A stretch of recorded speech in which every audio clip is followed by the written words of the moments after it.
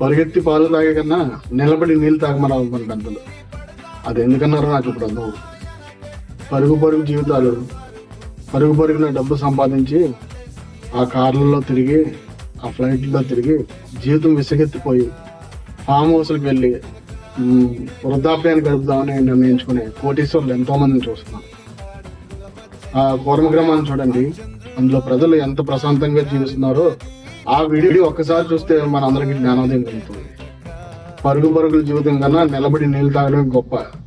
ఈ విషయం మనకు ఎప్పుడు అర్థం అవుతుందో అప్పుడే సమాజం ఓ స్థితికి వస్తుంది. గ్యాస్ రాకపోతే వంట కష్టాలు, పెట్రోల్ రాకపోతే వేరే కష్టం.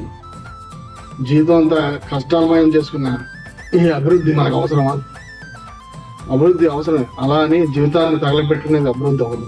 ఒకసారి ఆలోచించండి. ప్రజల మనసులో మార్పు రావాలని. జై హింద్, జై భారత్.